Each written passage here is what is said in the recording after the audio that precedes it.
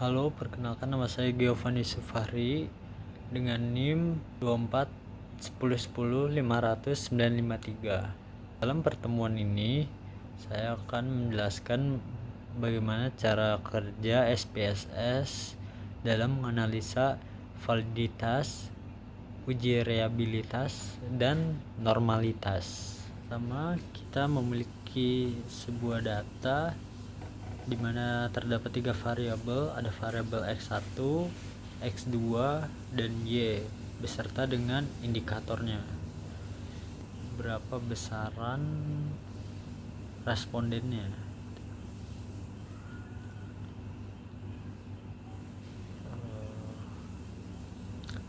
Responden yang dipakai itu ada 144 responden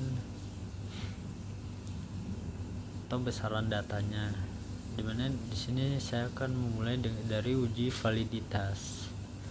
Pertama kita klik analyze di sini, oke. Lalu correlate bivariate, lalu masukkan indikator X1.1, indikator X1.2, dia semua indikator di X1 teman-teman, beserta dengan total dari X1 ini. Tidak ada yang berubah. Lalu kita klik OK dan jalankan.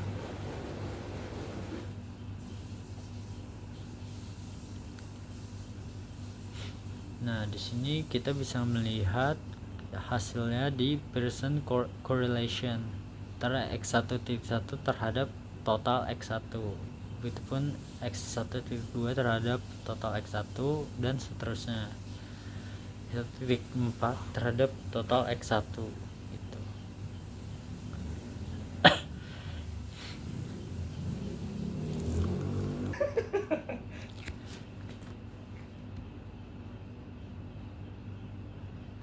Begitupun selanjutnya, di sini saya lengkap dulu X2 nya karena step by stepnya sama dengan yang S1.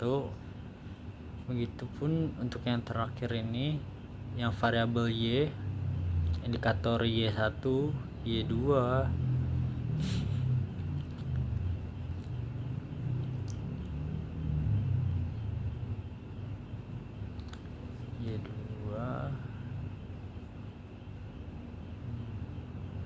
sebentar guys, nge-lag.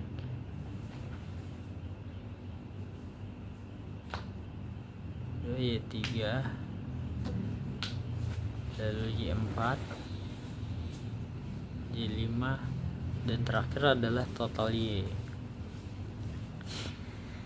Seperti biasa, klik OK. Dan di sini yang kita lihat adalah Pearson correlation, indikator Y1 terhadap total Y. Di situ terlihat ya teman-teman, 0,749, 0,795, 0,683 ya. Itu di situ yang dapat kita jadikan patokan teman-teman.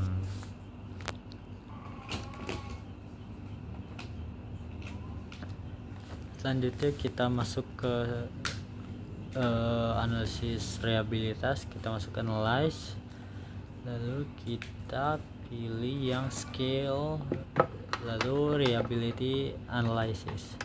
Di sini kita masukkan hanya indikatornya aja, indikator dari X1, dari X1.1 sampai X1.5. Lalu selanjutnya indikator X2. Nah, di sini total X1-nya nggak perlu dimasukkan untuk uji reliabilitas ini. Cukup dengan indikatornya aja. Lalu untuk di statistics biarkan saja dan klik OK.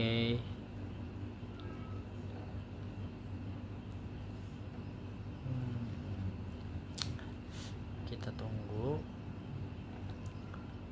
Nah, di sini Cronbach alpha-nya sebesar 0,826. Yang reliability testnya yang indikator X2 kita masukkan sama seperti yang yang awal. Untuk indikator X1 di sini kita masukkan semua indikator X2, indikator variabel X2.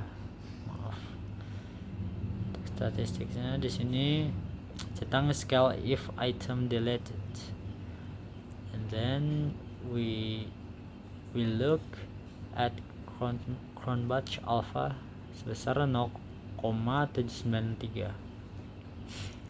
Lalu kita klik analyze lagi, scale reliability analysis,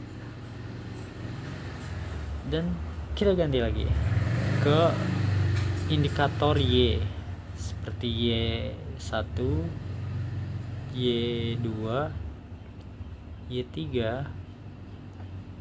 Y4, dan terakhir Y5.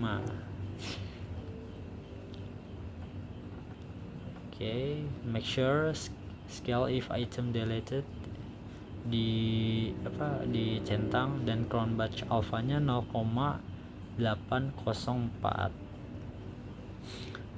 Analisis normalitas, kita masuk ke regression linear, dan di sini kita masukkan variabel X1 dan X2 ke independen di sini.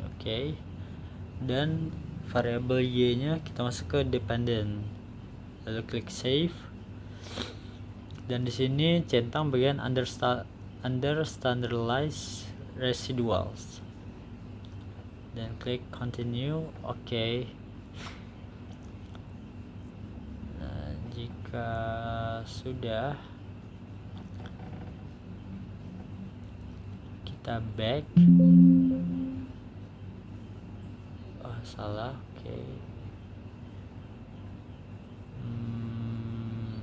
Kita scroll, lanjut ke analyze, lalu non parametric test, masuk ke legacy dialogs, one sample GS.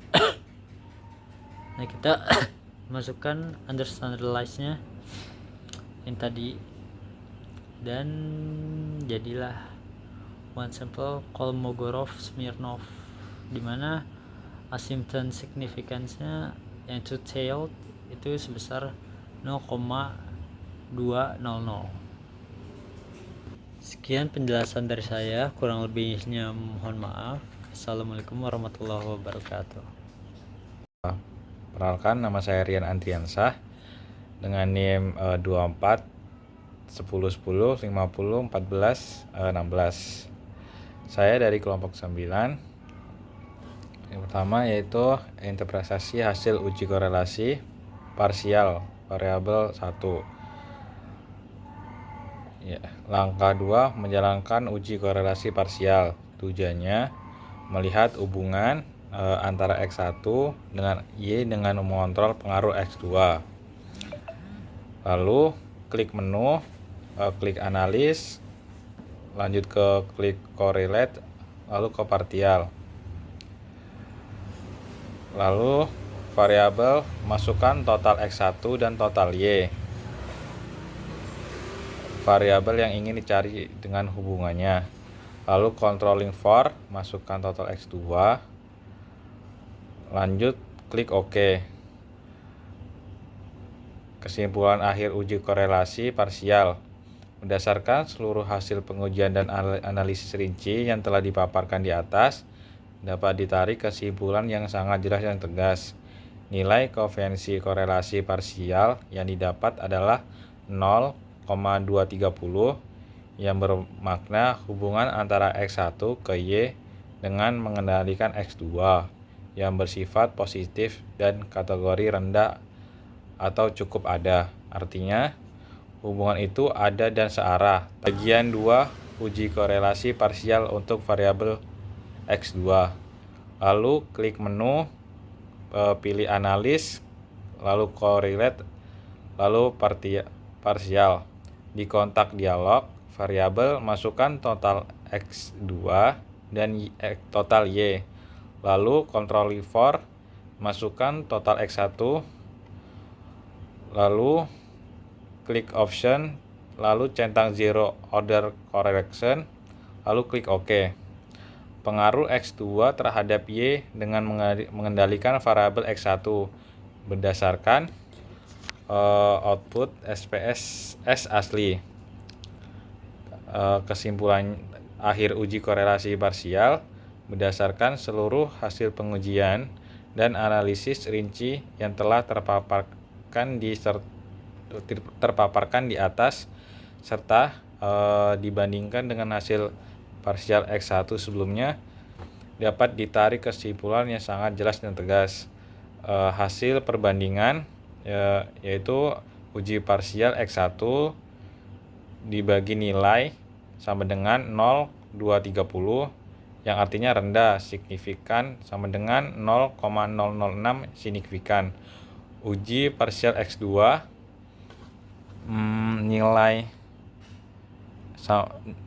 uji parsial X2 dibagi nilai sama dengan 0,427 yang artinya sedang atau cukup kuat, signifikan sama dengan 0,000 ya, yang artinya sangat signifikan.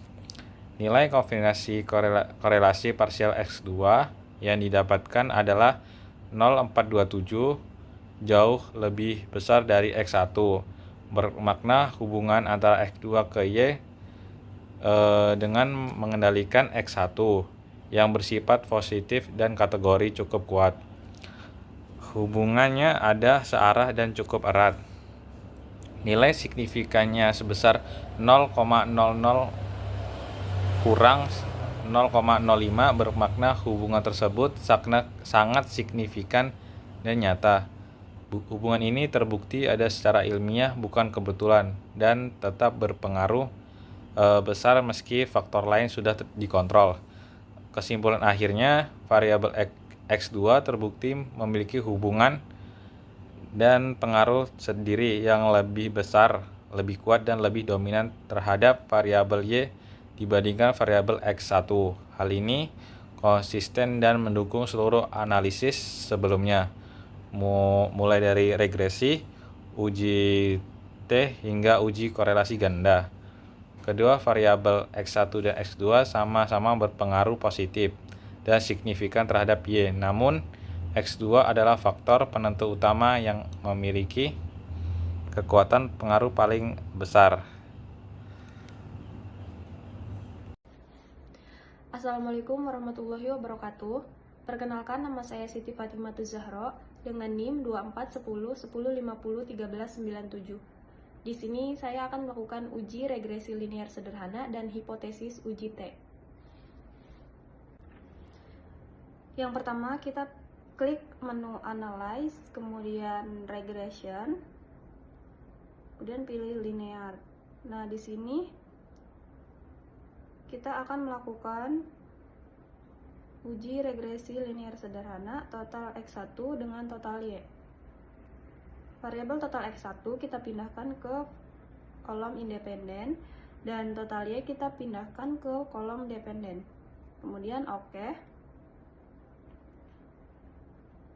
Nah, untuk hasilnya di sini bisa dilihat konstantanya sebesar 8,879 dan total X1-nya 0,535.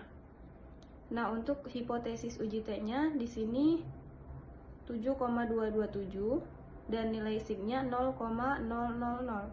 Karena sig-nya dikurang dari 0,05, maka H0 ditolak dan H1 diterima. Dengan demikian dapat disimpulkan bahwa variabel X1 berpengaruh dan sangat signifikan terhadap variabel Y.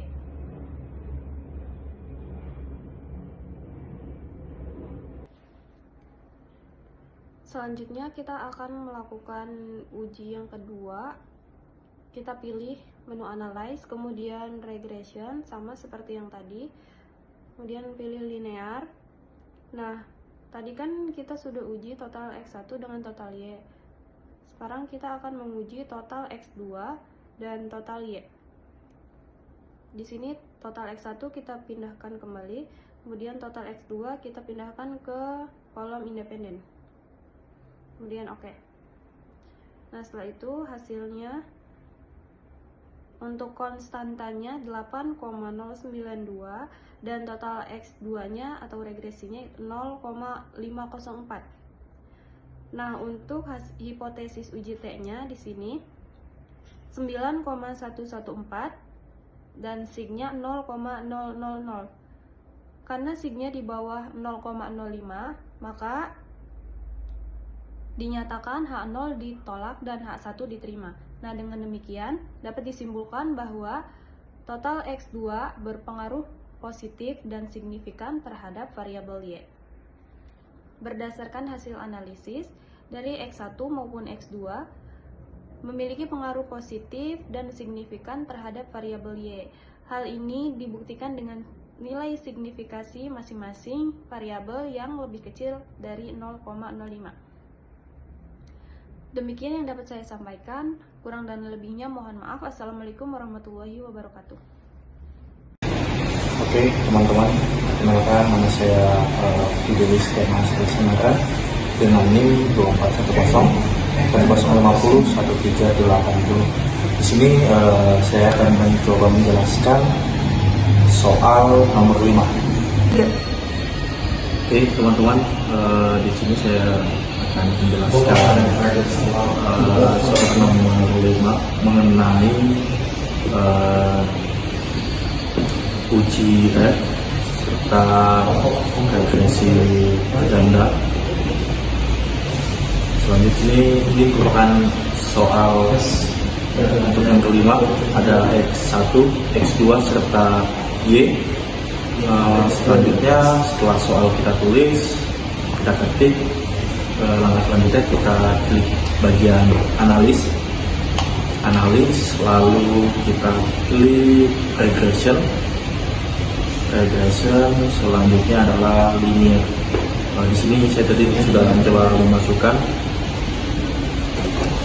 untuk Y kita masukkan ke kolom independen, lalu X1 kita masukkan ke independen, serta X2 kita masukin ke independen.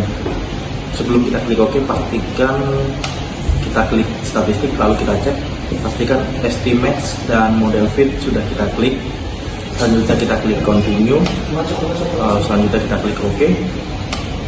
Nah, berikut ini merupakan hasil dari uji F serta regresi berganda. Untuk uji F kita bisa klik pada kolom ANOVA. Untuk kolom ANOVA F sama dengan 47,4,59. Selanjutnya untuk sheet adalah 0,00. Selanjutnya untuk hipotesis 0 sama dengan X1 dan X2 tidak berpengaruh secara simultan terhadap Y, ini teman-teman ya. Serta untuk hipotesis 1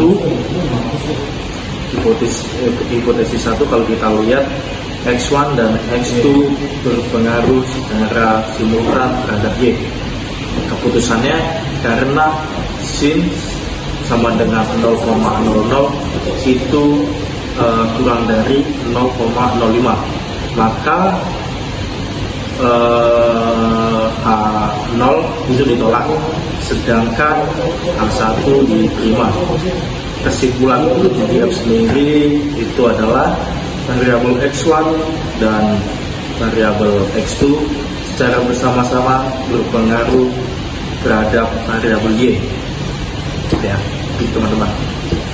Berdasarkan hasil uji F, diperoleh nilai F itu sebesar 47,459 di kolom ini teman-teman ya, dengan signifikan 0,00 karena nilai signifikan lebih kecil dari 0,05. Maka hipotesis 0 ditolak dan hipotesis 1 diterima. Artinya variabel X1 dan X2 secara simultan berpengaruh signifikan terhadap variabel Y, teman-teman. Ya, teman-teman. Selanjutnya pada persamaan regresi berganda kita bisa lihat di kolom koefisien, teman-teman. Untuk di sini konstantanya itu 5,937, teman-teman. Ya, di bawah huruf B ini, teman-teman.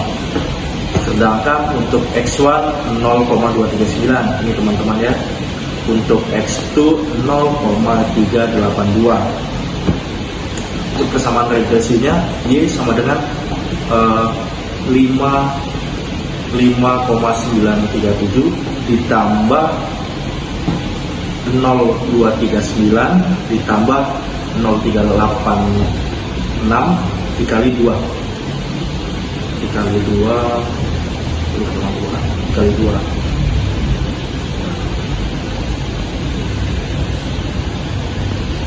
dikali 2. Interpretasinya, jika X1 naik 1 maka Y akan naik sebesar 0,239. Jika X2 naik 1 maka Y akan naik sebesar 0,386. Oke. Nilai konstanta 5,937 menunjukkan nilai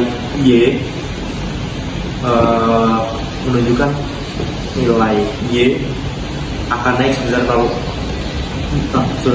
nilai konstanta 5,937 menunjukkan nilai Y ketika X1 dan X2 bernilai 0. Mungkin itu saja, teman-teman, penjelasan dari saya. Saya ucapkan terima kasih.